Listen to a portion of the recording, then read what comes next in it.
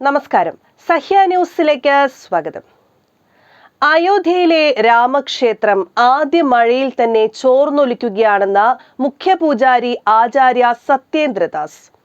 രാംലല്ലയുടെ വിഗ്രഹം സ്ഥാപിച്ച ശ്രീകോവിലിന്റെ മേൽക്കൂര ചോർന്നൊലിക്കാൻ തുടങ്ങിയിട്ടുണ്ടെന്ന് അദ്ദേഹം പറഞ്ഞു. ഈ വിഷയത്തിൽ ശ്രദ്ധ ചെലുത്തുകയും എന്താണ് പ്രശ്നമെന്ന് കണ്ടെത്തുകയും വേണം. ഇത് വളരെ പ്രധാനപ്പെട്ടതാണ്.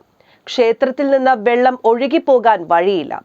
മഴ ശക്തി പ്രാപിച്ചാൽ ഭക്തർക്ക് ക്ഷേത്രത്തിനകത്ത് പ്രാർത്ഥന നിർവഹിക്കാൻ ബുദ്ധിമുട്ടാണെന്നും മുഖ്യപൂജാരി പറഞ്ഞു.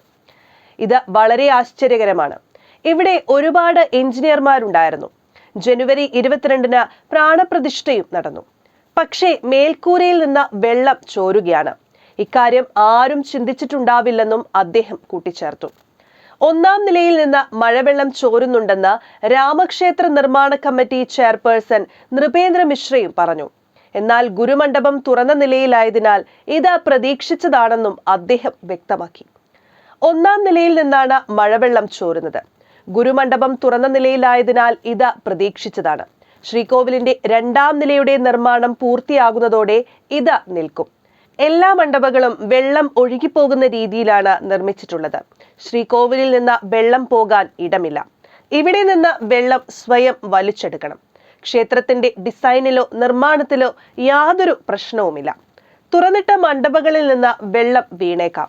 പക്ഷേ നഗർവാസ്തുവിദ്യാ മാനദണ്ഡങ്ങൾ പ്രകാരം ഇവ തുറന്നിടാനാണ് തീരുമാനിച്ചിട്ടുള്ളതെന്നും നൃപേന്ദ്ര മിശ്ര കൂട്ടിച്ചേർത്തു. 2024 ജനുവരി 22-ന് പ്രധാനമന്ത്രി നരേന്ദ്രമോദിയാണ് രാമക്ഷേത്രം ഉദ്ഘാടനം ചെയ്തത്.